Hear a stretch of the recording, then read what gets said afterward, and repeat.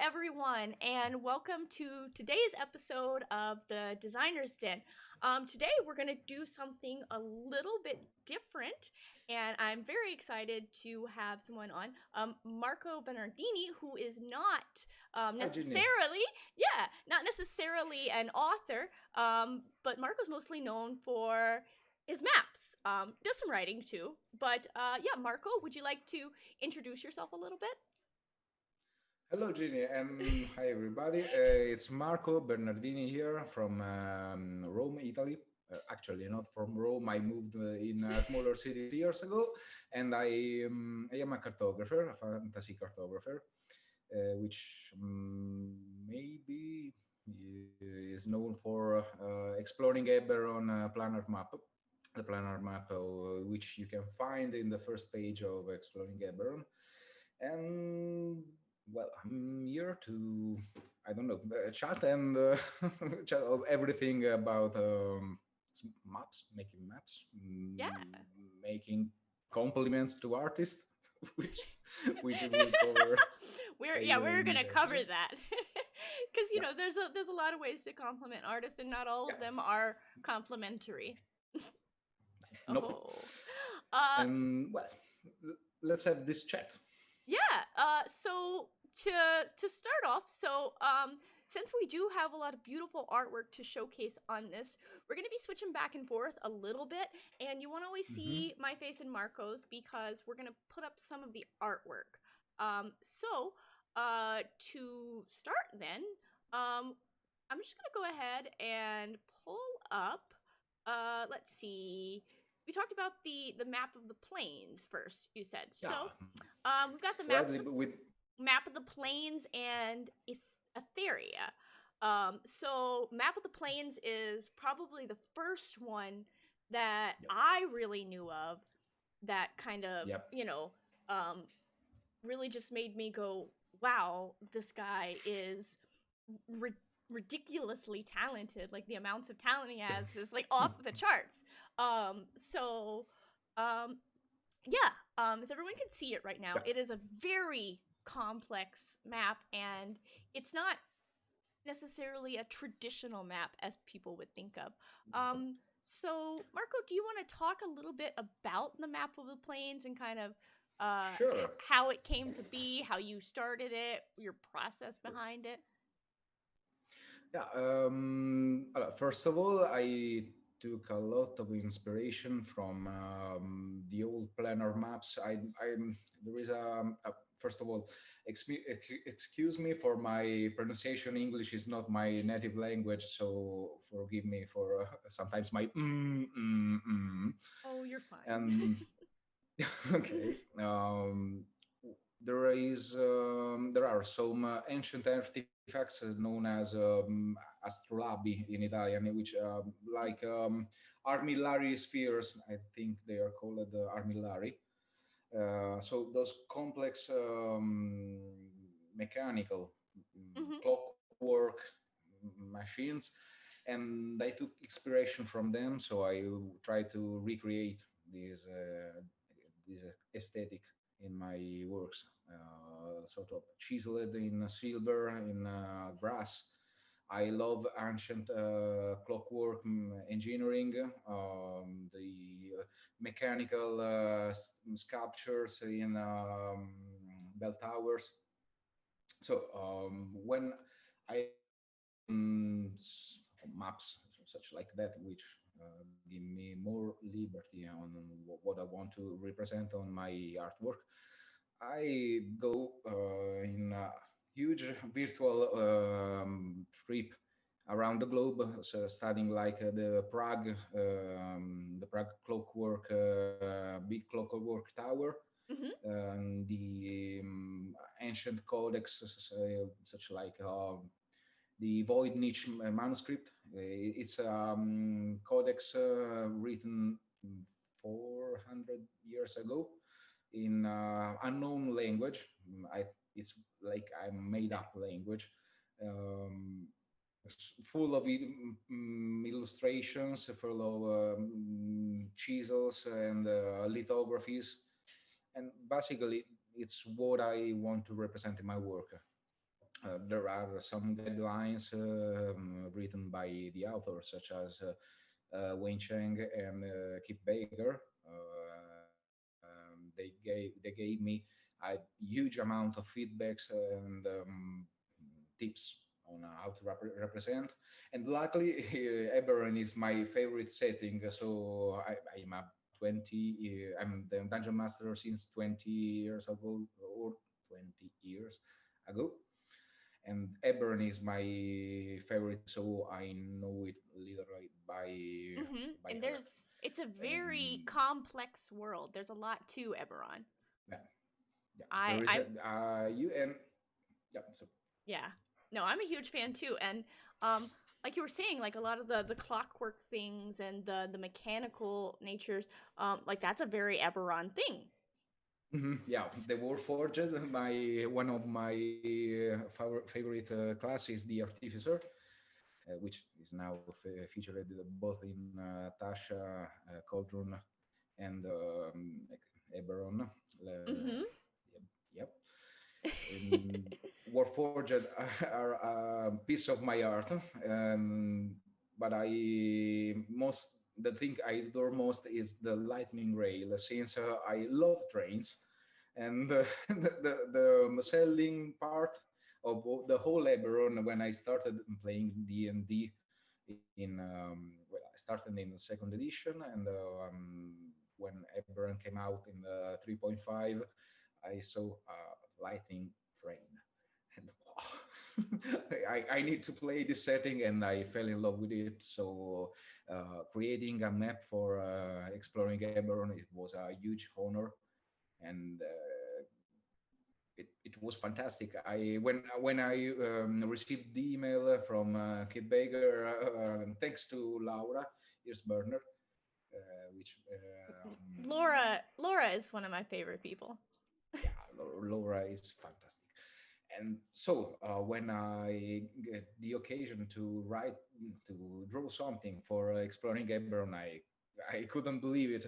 Also because I'm mastering a 3 years old campaign ongoing Mm-hmm. in Eberron, and there is a small Easter egg in the map, which is the party I'm mastering right inside the map, very Okay. small. And I'm It's in gonna Serania, I think. Sarania. Let's see. Oh, that's the part that I have just off the edge of the map here. Let me zoom it Yeah, down. yeah. Right on topmost in the right tower, there is the party. It's almost impossible to discern, but there are three small figure in the windows, Oh my and goodness. also That yeah. is that is an Easter egg. Yeah, and there is also the small airship they're using to travel between Corvair and Xandric in the left bottom corner of the artwork. It's very very small, but there is the party airship and my girlfriend cooking on the deck of the ship, and yeah, Oh. there is my tiny girlfriend here, since she's the my first supporter, my Mhm. first fan of the work, and I have to thank you her, since she believed in the work I started to do amidst the pandemic, Mhm. because it was the pandemic, and I lost my main job, my main source of income. Uh, Things were getting harsh, Mhm. and Difficult, I then imagine. yeah, and then I started wondering what to do next, and I was spending my days playing D&D, searching for work, when I started to wonder, well, I can make something for fun, so I started to draw battle maps, for the Italian Facebook D&D group, Mhm. which I put up for free. They were small maps drawn by hand on pieces of paper. The reception was quite good. So the first person, my first client, came in and told me, "Can you realize something for me? Can you make something for me?" Sure, why not?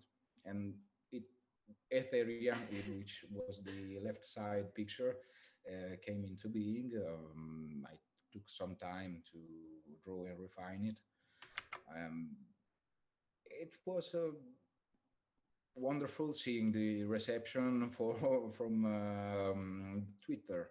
And I have to thank you, Zoltar, which Sage Advice, which is a friend of mine and is a marvelous person, and it's so sweet, and it's really a sage in the real life, since it gave me a fantastic piece of advice, telling me, Marco, leave Facebook, go on Twitter. That was excellent advice. Yeah, on Twitter, and English. Write all in English. Don't go in Italian. So yeah, I'm trying to be honest with.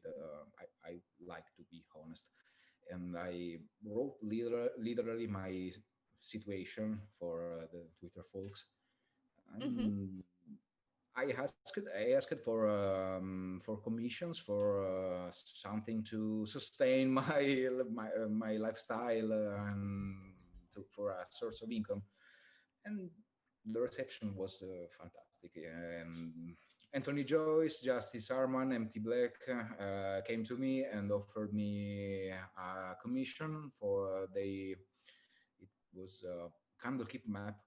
Oh, oh, we've got the It was Candlekeep map too. Elminster. Yep, it was Elminster Candlekeep Companion, and which was a great bestseller on, I think, gold bestseller in James Guild. That went, yeah, Um, that went gold very quickly. yeah, yeah, yeah. Reached gold in, I don't know, for 5 days. Less than a week. I I'm Yeah, not less than a exactly week. sure. It Yeah, was quick. yeah, And it was really quick. And that was my last hand drawn, traditionally hand drawn map. It was scanned, which was scanned and then digitally colored.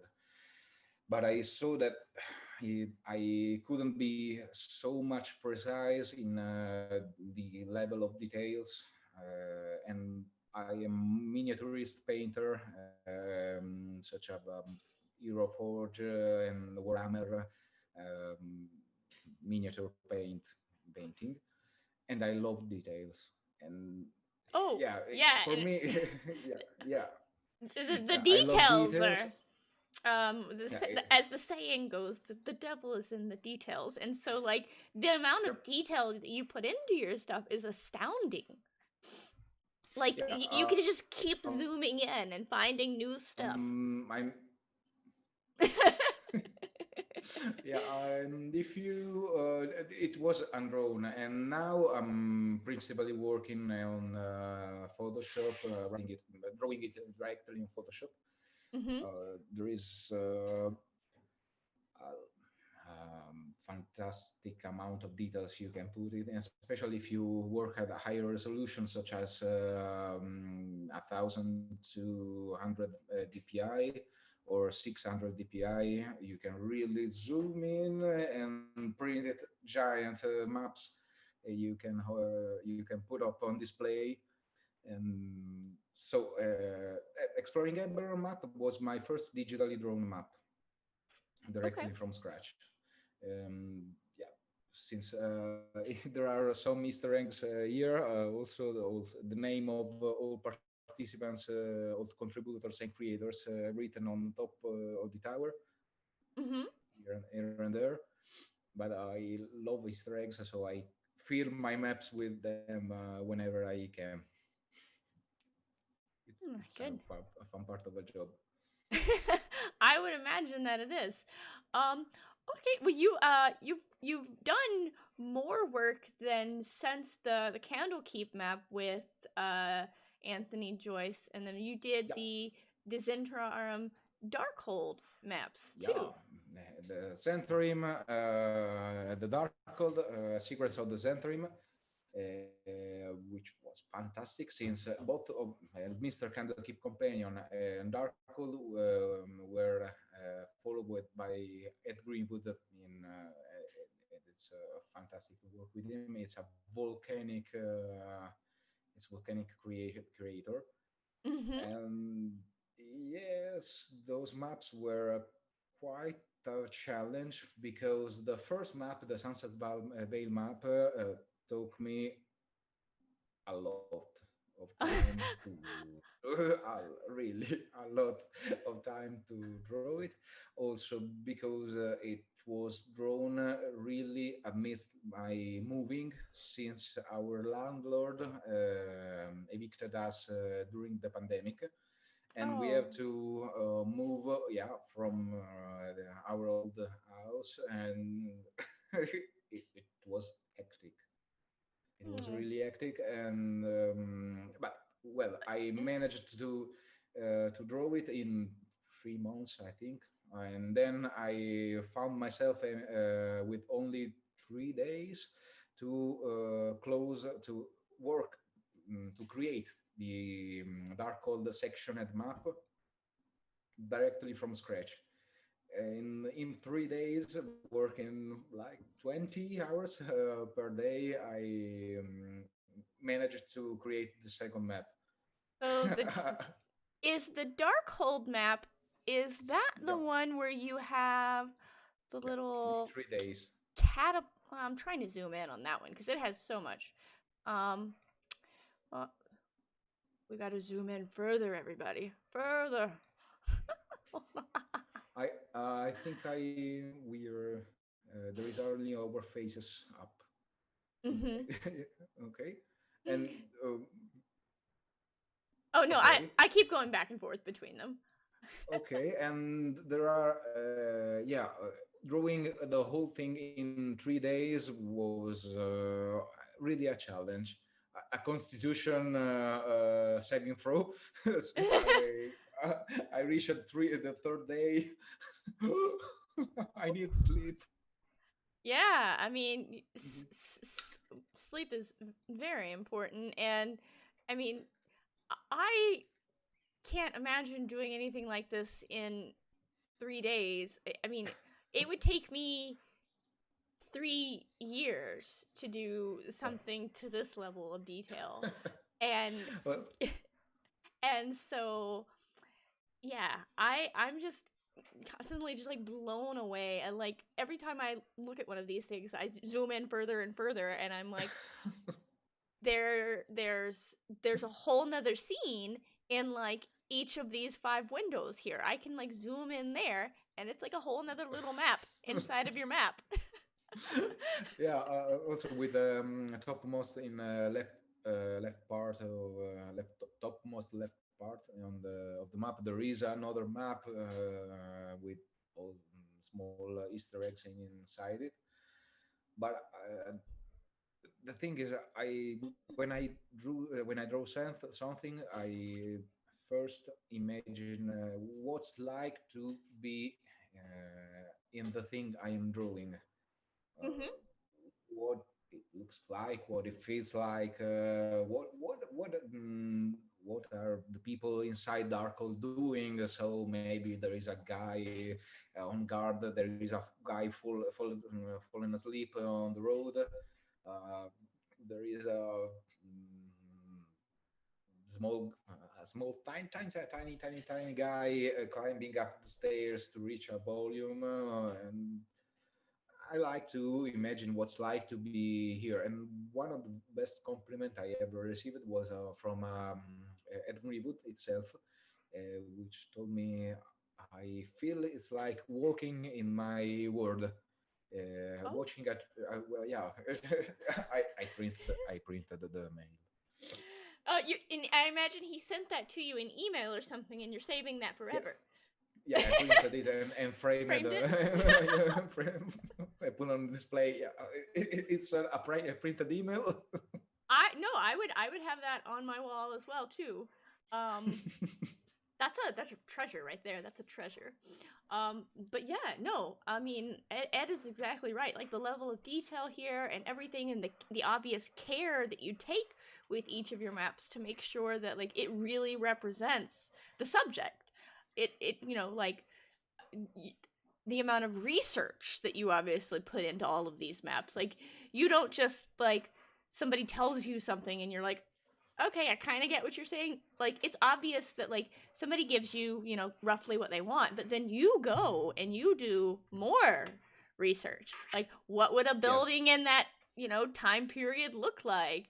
What would what is this area of the country? Is it very snowy? Is it what, Mm. um of the realms, I guess. Sorry, country. Well, There's no countries in the realms.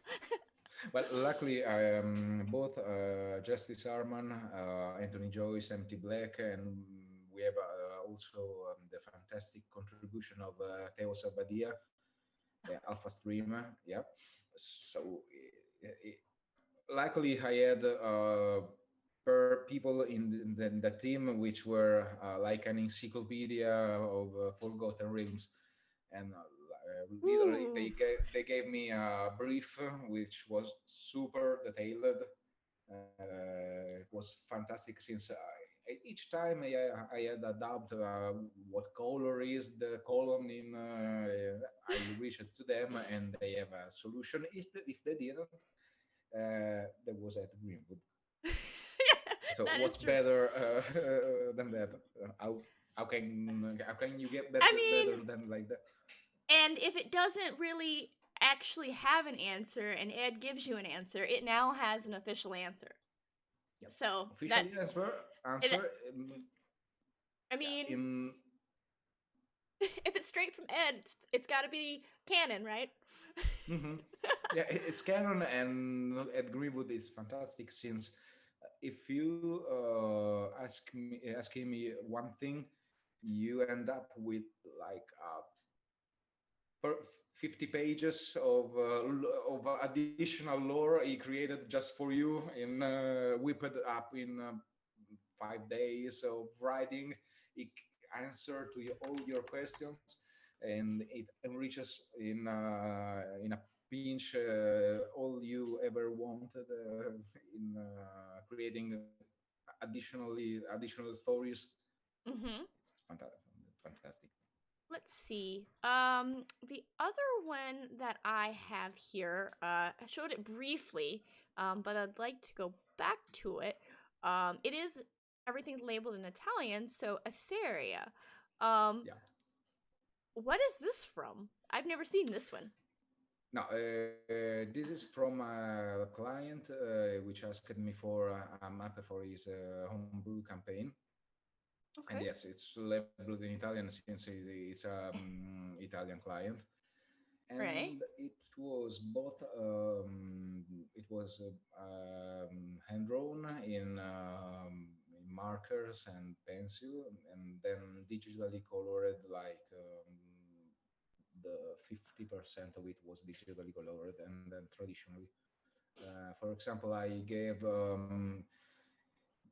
the first gray shades in markers in Pro Marker Mm-hmm. Pantone markers, and then worked it up in Photoshop, retouched the colors here and there. Okay. And these And waves in the top left, it almost looks like watercolor painting. Was that yeah, yeah, traditional yeah. markers or The yeah, digital? the traditional part was trying to find my own style since it was my first map. I discovered the world of cartography a lot of years ago with Francesca Berald, which is a phenomenal map maker from Siena, I think. It's always in Italy, and she Mm-hmm. worked for Capital 7 for Warhammer for Age of Sigmar maps, Octopath Traveler for Square Enix, and she did fantastic maps. And she with Devon Ryu, Blando, Mike Schley, Dyson Logos, they are my constant source of inspiration.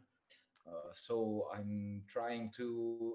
It was a trying to emulate their own style while researching my own. Hmm. So it, You definitely like, while some of the stuff, you see that you've drawn inspiration from Mike or Dyson, like you definitely have your own distinctive style.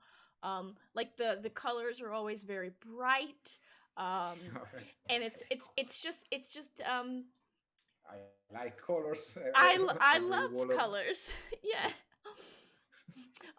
The colors are always very bright and vivid, and you add these little touches, like go back to it now, like on this, the map there of Etheria, you've got all the little mythological creatures coming up out of the sea and stuff, kind of like, I guess you would say like a historical map from like way back when, where they would Mm-hmm. draw those sea dragons Yep. and everything, but obviously they're not actually in the sea, but it just adds a lot of character to your map, Yep. although with it being a fantasy world, it could very well actually Yeah. be Yeah. in the sea. Avoid Yeah. this area, there's a gigantic sea dragon, Kraken. Yeah. or not, whatever, can't say I didn't warn you, it's right here on the map. Mm-hmm. Yeah, uh, it's like Ixunt monster in Ixunt monstros in Latin language. The old maps, um, they in real world they were usually lions in mhm. Ixunt leones in Latin, which means there are lions, because when the cartographer didn't know what was inside the lion, it's always lions. Well, I mean, it's better to be cautious and assume it's lions, because if you're assuming it's Lions, lions, you're prepared for lions. a lot of things. Yeah, yeah. And if it's kraken or the whales, the ancient depiction of whales, those big monstrosity with teeth and claws gripping on the sea, when Hmm. many people didn't know how what was like to be a whale or a siren, Hmm. a walrus, walruses also. I Yeah. cannot imagine what the first person who saw a walrus thought it was. Yeah. Walruses are like, they're much larger than you expect if you've never seen one in person, and It's they it are huge. it's just, it it doesn't look like anything else. It's this huge, wrinkly gray creature, and then you're like, okay, it's gonna sound Yeah. like this. No, it barks. No, and like manatees, they were mistaken for humanoid sirens. Hmm. It's like studying cryptozoology. It's fantastic because when you see the ancient depictions of unknown animals, they wonder what what they saw and what they imagined. Maybe it's what it was. Most of the times was like a sort of a telephone game. Uh huh. So, The yeah. So s- and somebody would I tell saw. somebody, and then they'd tell somebody else, and then like Yeah, six people down the line, they would be like, I'm gonna draw it. exactly. So Komodo dragon now has wings, spits fire, and has an appetite for human flesh. And, voila. Now, though, Komodo dragon does none of those things. It's a very large lizard, but they do Yeah. move surprisingly fast. Yep. Whew. And they are venomous since their mouth are like a bacteria kingdom. So a Hmm. bite could be lethal. Yeah, That, that you is don't true. want to get bitten. No, no, they had Komodo dragons at the Memphis Zoo near where I grew up, and unlike a lot of the other reptile exhibits, this one was fully enclosed in plexiglass because they didn't want them Mhm. to spit on you. Yeah, yeah. It, poison damage. Yes, yeah, poison damage. It's a very high con save, so you're not gonna make it. Mm-mm-mm-mm. No, no. Okay. Okay. Yeah.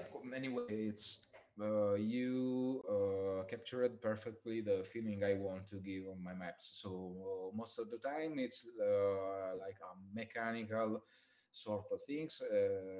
Other times are those fantastic map you can see in the archives of ancient volumes, and I do a lot of research in Google scans. There are fortunately many libraries, and now they put up a huge online collection of Mhm. high resolution scans, so you can now watch for free. And you I can think it's see digital representations now of some of those like yeah, medieval drawings. It's a lot easier to find yeah, that stuff rather than having yep. to go find a really old university. Like used to be, you'd have to go like somewhere like Oxford to their Oxford, Cambridge. university, Cambridge, Oxford, anything like that, and like because they gathered all of these encyclopedias and everything, Mhm. where like the monasteries would draw all these things, and it was just like but fortunately, yeah, with today's modern world, we can get those at our fingertips. So um, it's just yeah, there's Uh, just so much most of there. the time, most of the time in libraries there are only copies of the original manuscript, since you usually need a university permit to consult those volumes because they are extremely brittle and fragile. So sometimes you need to well, always you need to wear gloves, be in a conditioned room with particle filters, wearing masks. Mm-hmm. It's not easy. Yeah, just like you see in I guess the first one that comes to mind is oh gosh, what's the movie where Nicolas Cage tries to steal the Declaration of Uh, Independence? oh, I National know it. National Treasure. Treasure. Yeah, yeah, National Treasure. Yeah, That's it. Um, I can remember the Italian name for it, but I think I'm quite sure Yeah, it was I think National that's it. Treasure. I think that's it. But yeah, so they have those big vault rooms, and it's very climate Hmm. controlled and everything, and like those are real. Like they're not just Yeah, making that for the movie, so it looks cool to have all this extra security. no, Like, um, no. you have to, you know, some of them you have to go as far as like basically wearing a clean suit, like a hazmat suit Hmm. of type, because Yeah, they don't want any of your hair no. particles or anything to The get on. breath, Yeah. the breath. Yeah, which which explains why the libraries are so expensive to build, because they need over the top air conditioning system. They can't be in a heavily populated or polluted area, since maybe the filters they catch up Yeah. the No, pollution. Yeah, no, that is a great point too. I actually love libraries and visiting old who doesn't? libraries. Well, a lot of people apparently.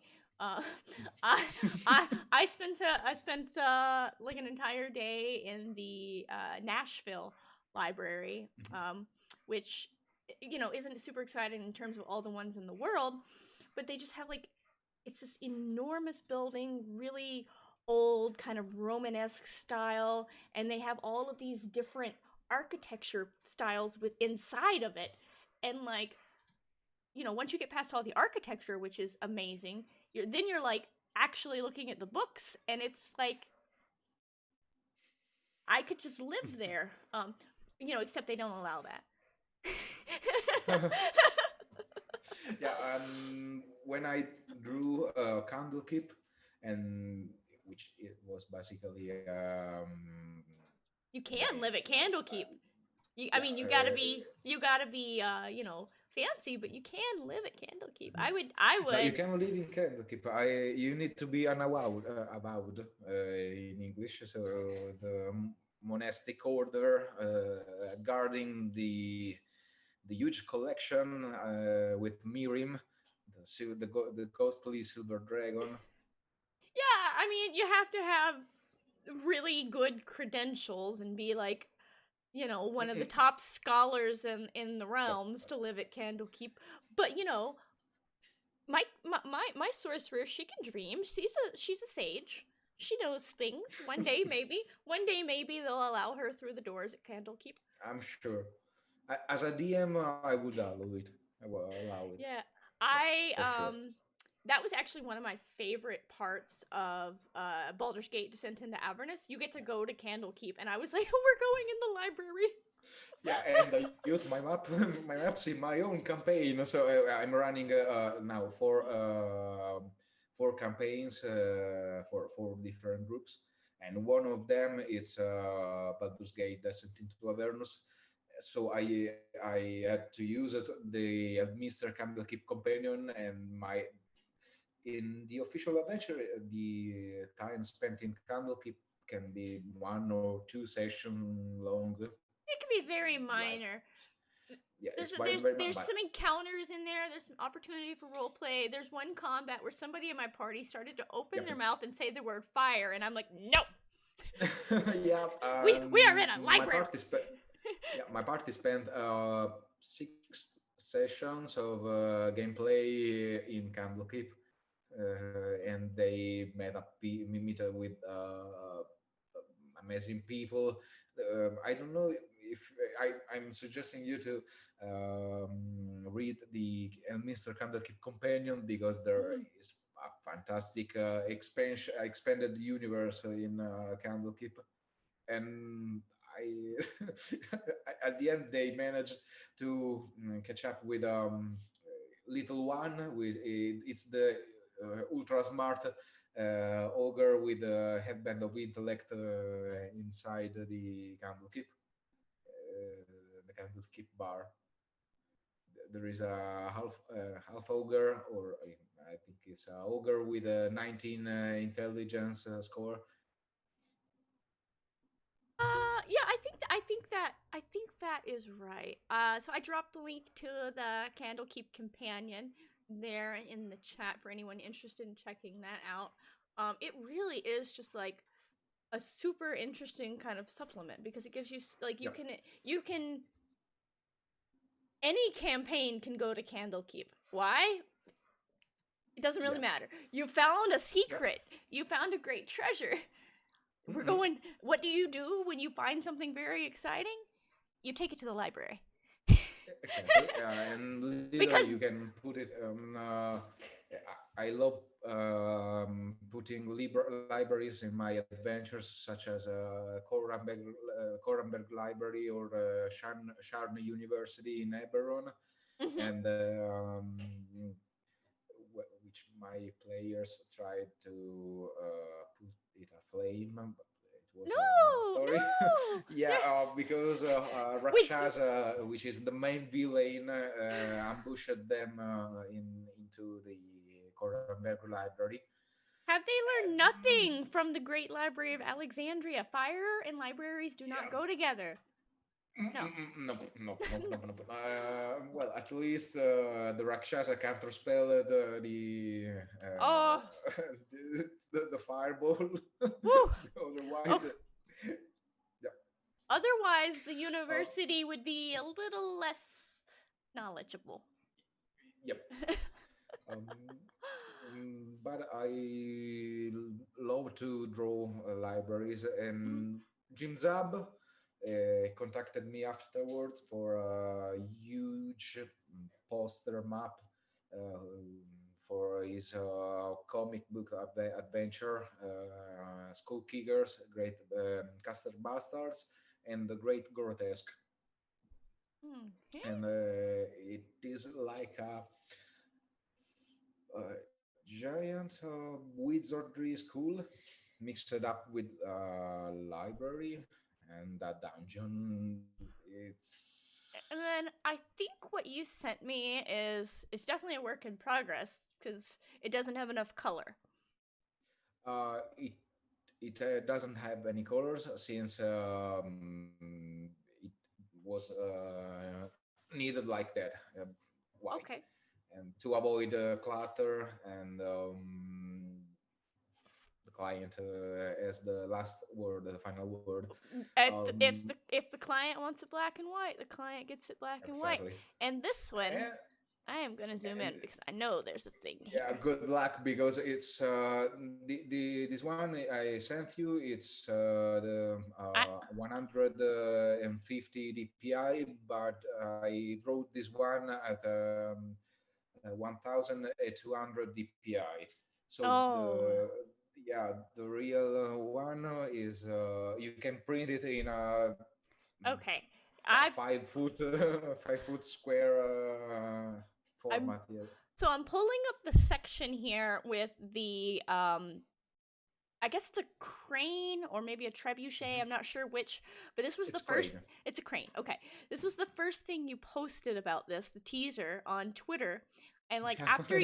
after you posted this, you're like, this is just a corner of it, and I'm like, because when you posted this on Twitter, like it was already like so detailed. You know what? I'm gonna zoom in more.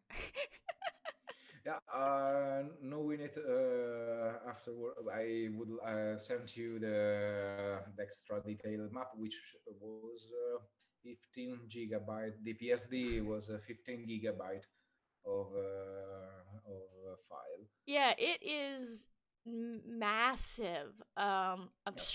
I'm gonna have to zoom back out a little bit so I can scroll around Yep. on it, everyone. But you know, just know, I've scrolled in on this. I've zoomed in on this like 40 times, and I can still zoom in more. Yeah, Um, I will send you the detail file, and oh, there is like a million stories going inside. It's such as a duel with bat magic. mm-hmm. And yeah, there are two wizards dueling. If you zoom, yeah, there is a wizard summoning a shield with his. Let's see, which section is that in? Is it on the left side? Yeah, I got. you were exactly on the wizard bat, no, south, going south. There is a long carpet, the floor below,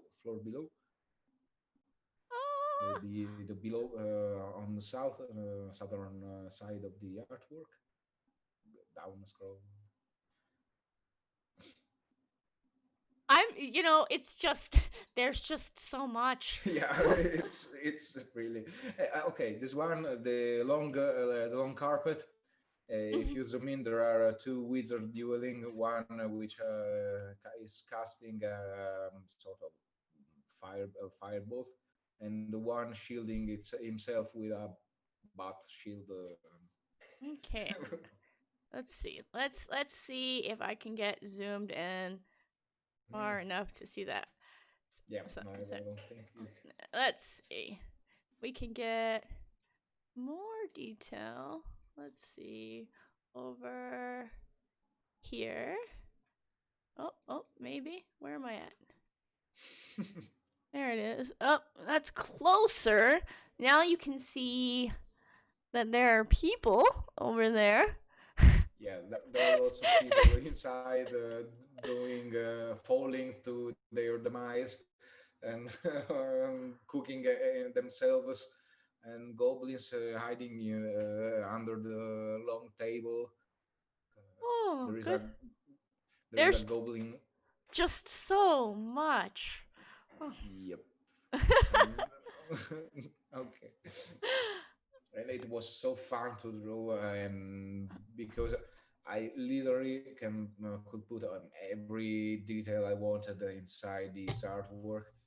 It was time consuming, and since I am a perfectionist, I'm try when I started it, I was like, okay, let's not get so detailed. The client asked for a simple map, such as the old Ravenloft, the second edition Ravenloft map. So sort of a black and white, no details.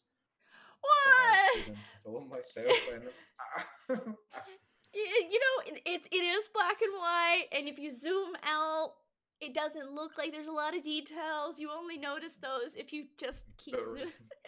yeah, there is a lot of details.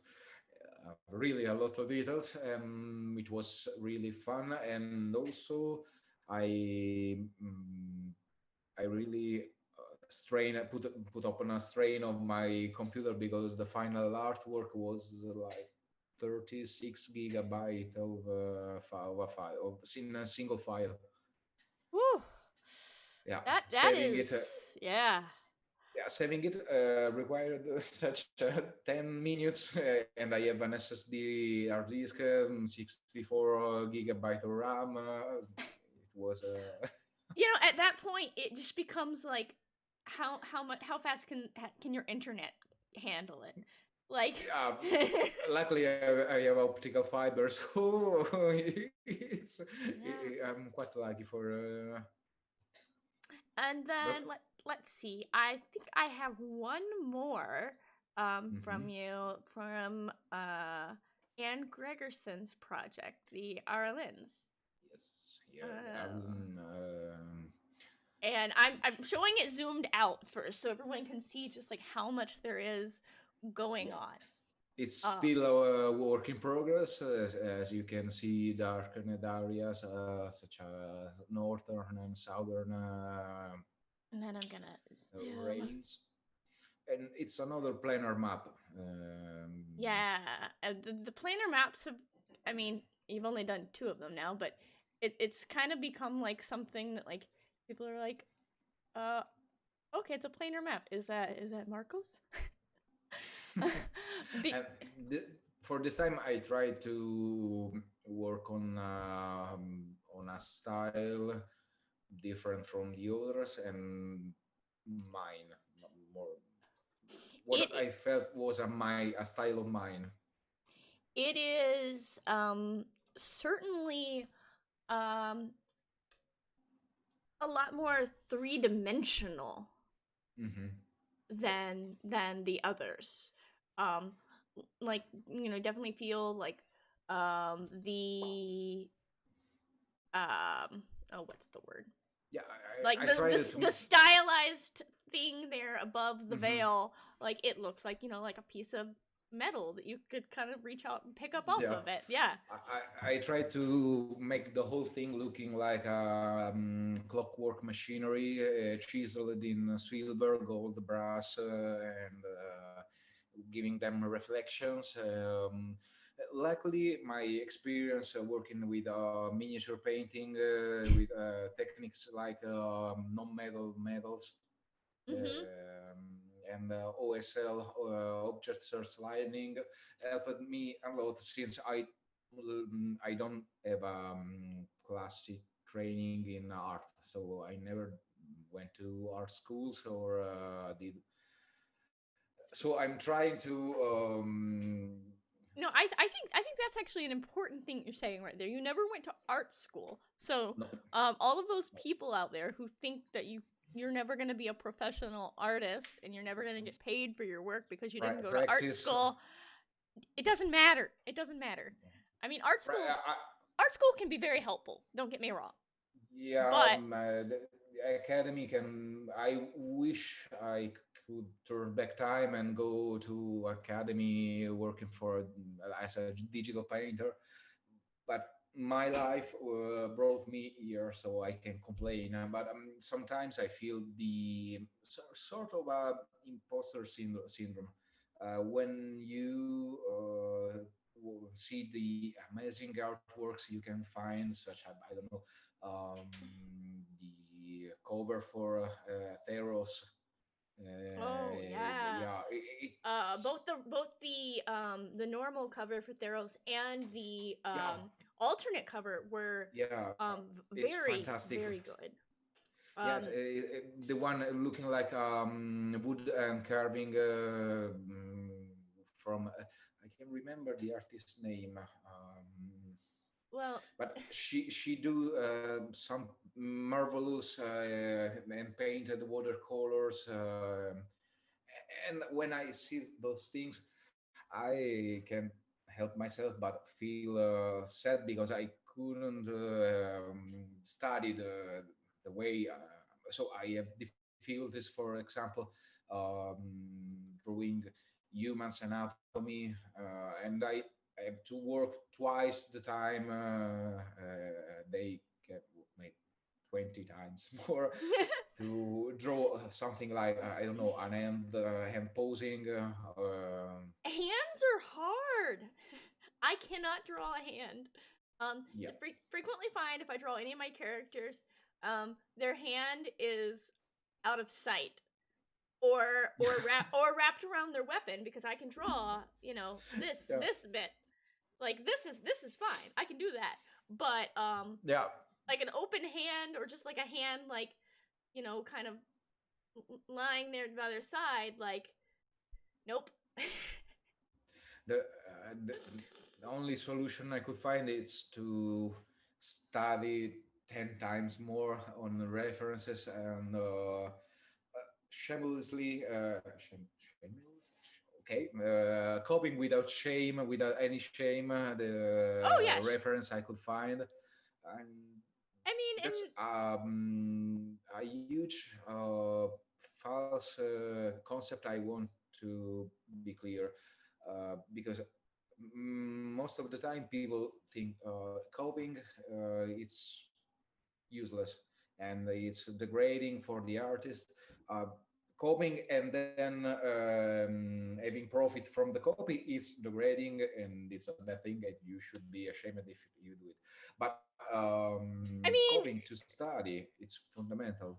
yeah, I mean, that's kind of the way that you learn things. You take something Yep. that you like and you try to recreate it. And once you're able to successfully recreate it, you feel like you've gotten those skills, and now you can create something similar. Yep.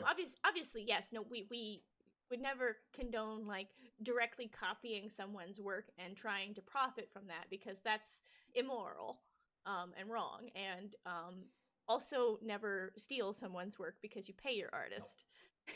Please pay your artist, and Oh, pay them fairly. yeah. Yeah, sure. Yeah, we'll find you. Yeah, but otherwise, the only thing is to study and practice, and you will find yourself improving in no time. Yeah, I'm. Even a small improvement, I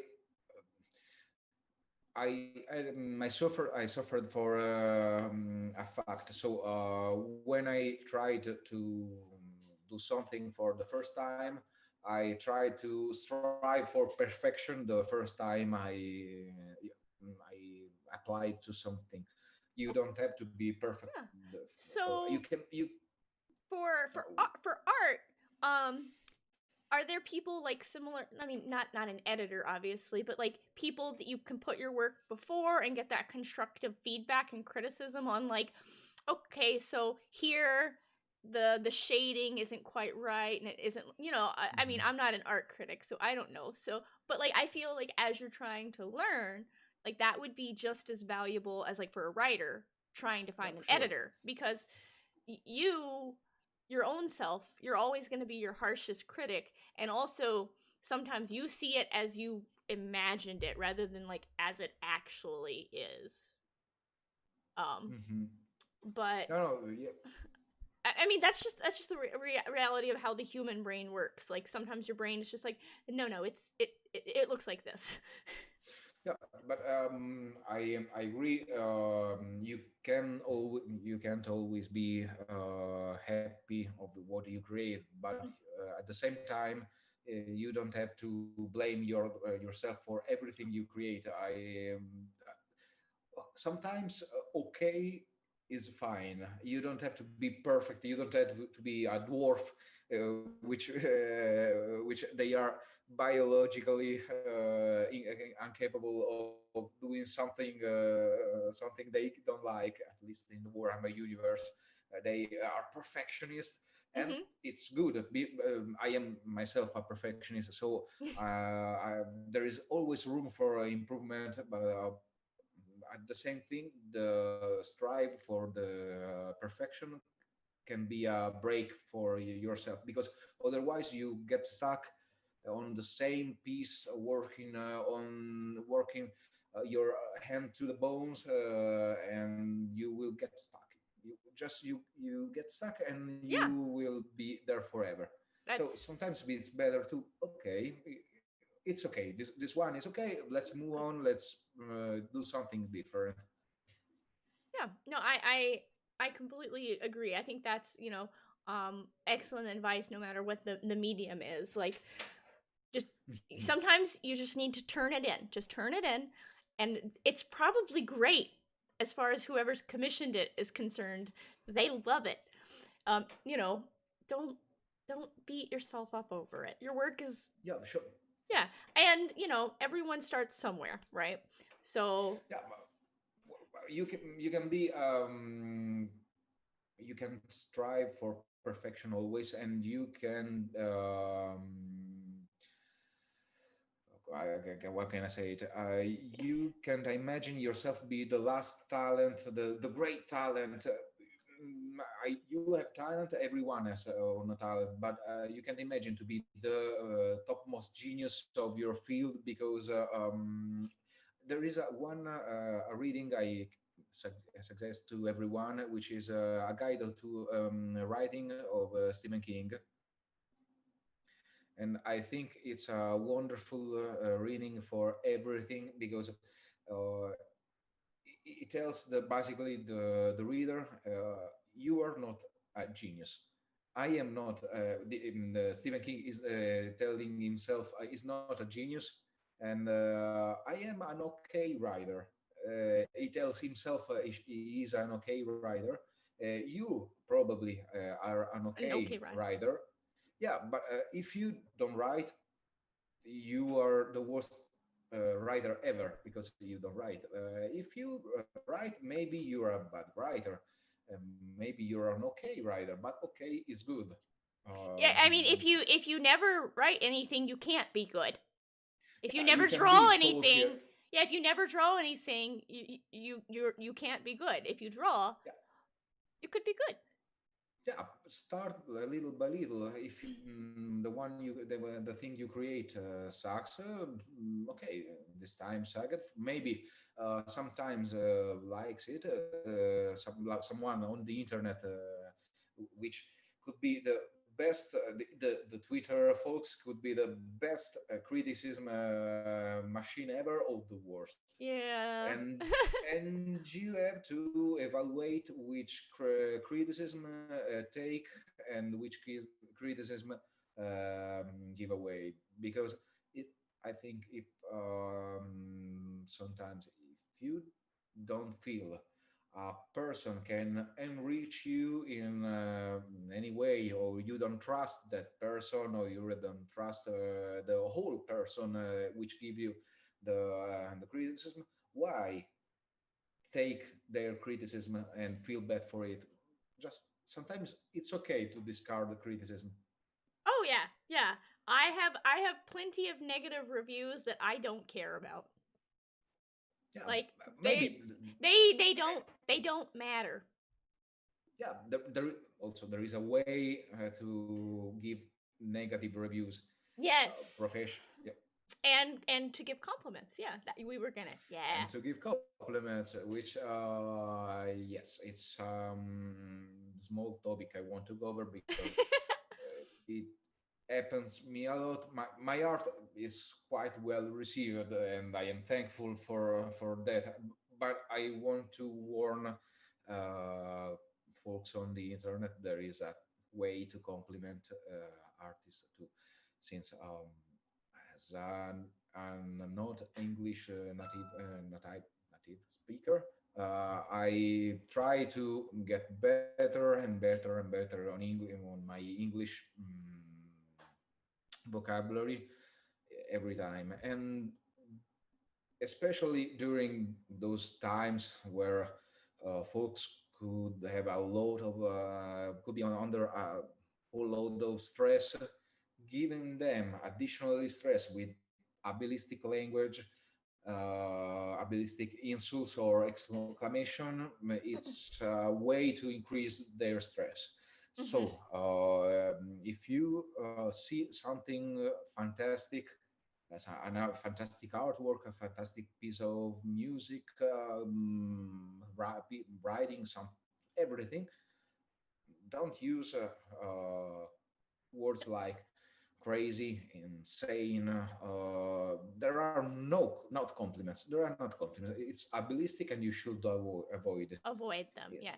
I mean, they're Yeah, but the English language, not to mention all the other languages in the world, have so many wonderful words that you can use to compliment someone. As we were discussing before this, marvelous, great, no, fantastic, wild. beautiful, gorgeous. It's It's wild. wild. Yeah, Yeah. wild. Wild is an excellent substitute for when you want to say, those two words specifically. Um, because wild, it's just unimaginable. It's Yes, just and it's okay if you have the maturity to go back on your steps and maybe, especially in during verbal discussions, and also in written forms.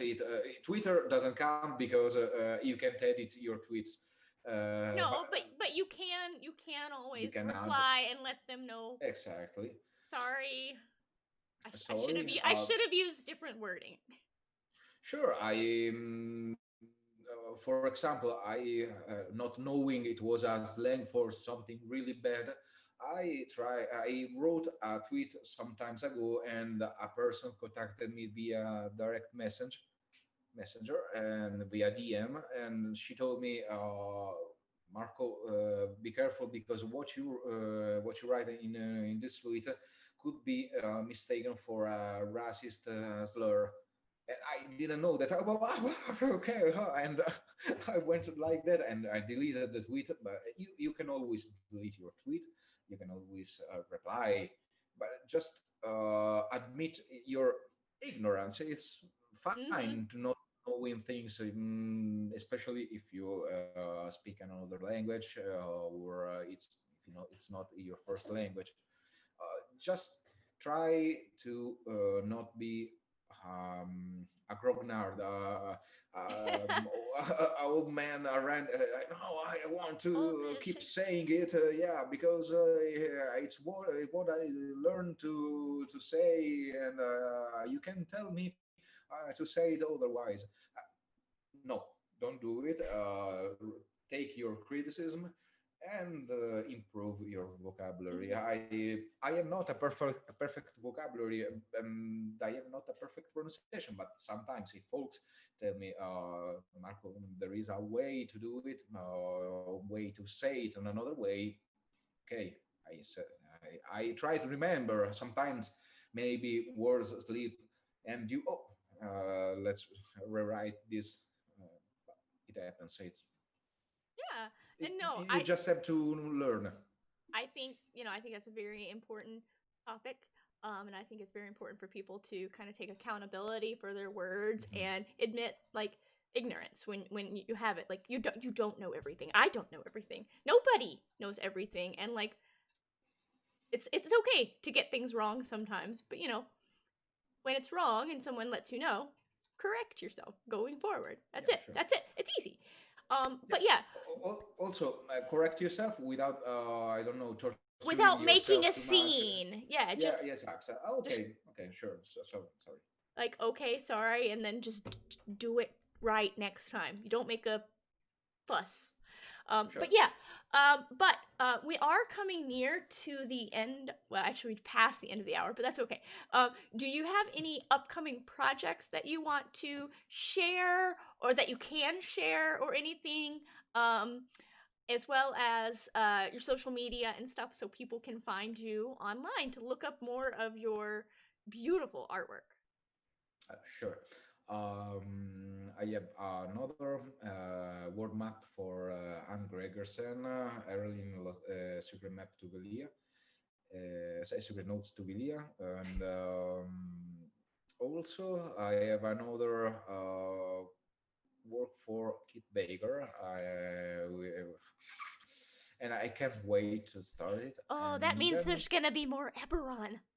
more Eberron. Yeah, there is no such thing such as too much Eberron. There is always room for Eberron, and I can't wait to work on it because it will be fantastic. I can say much more, but really it will be awesome. So stay tuned on Keith Baker Presents Twitter page.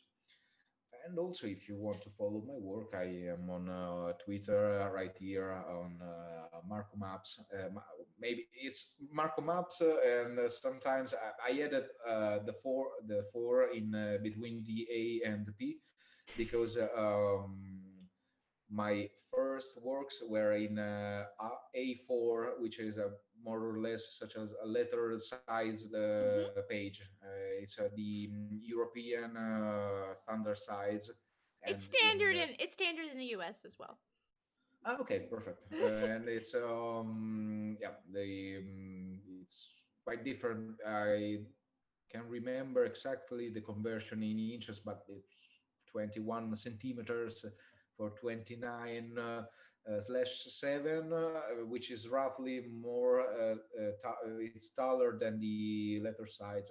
And Mm-hmm. my first map were like this because I had just a A4 scan. So Oh, I couldn't draw larger maps without I don't know cutting without them. having to scan multiple parts and then piecing it. Yeah, Oh no, no. yeah. Yeah. Okay. So So it was at Marco Maps with a 4.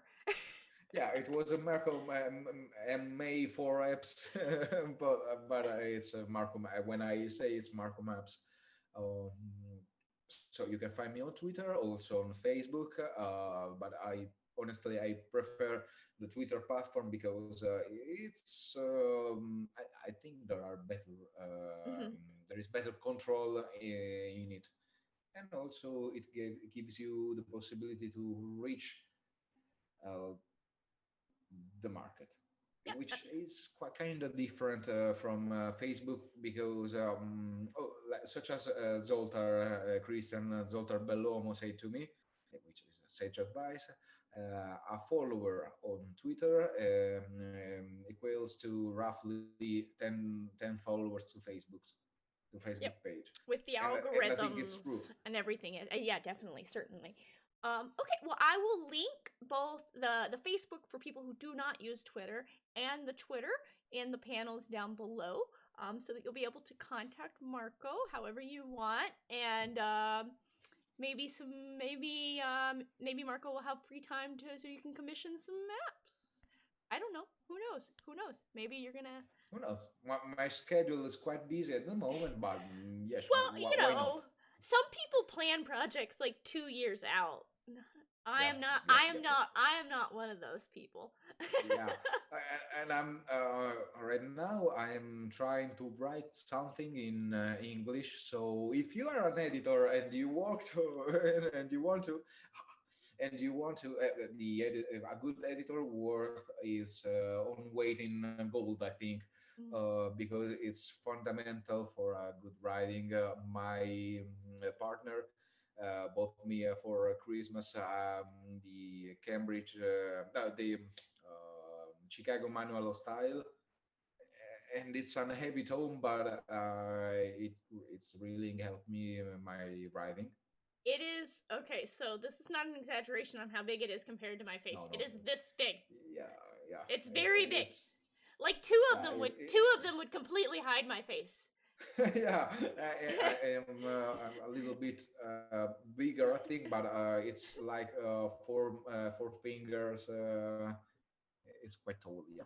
Yeah, it's a good three and something inches. I don't know how many centimeters that. Well, that's like 15. Yeah, I I think it works like a great club. If you 2.54 centimeters in an inch. yeah, yeah, it's I yeah, you can I follow it. remember that one. I Yeah, I can do centimeters to inches. All right. Well, Marco, you can. thank you so much for being on the show Thank you today. too. This has been so much fun. Yeah, Um, for it was the same for me. Yeah. yeah, I hope that you get to see more of your work in the future, and just and your writing. And then we'll have eventually Marco Adventure with Marco Maps in it. Well, I'm trying to make my maps, but I like to showcase also. I want to showcase also older Eh, artists' works in my own work, well, such as any good adventure can have like 30 maps. It's fine. okay, Gina. Okay. Next week, I have Andrew Bashinsky on the show. And so we'll be talking to someone else not in the US. So excited to talk to Andrew about his adventures and everything he has coming up. And then we'll be talking to Teos the week after that. So we'll ask Teos about working with Marco. Yeah, so that is it for this episode of the Designer's Den. Tune in next week to chat with Andrew. Thank you so much for tuning in, everybody. Bye. Bye.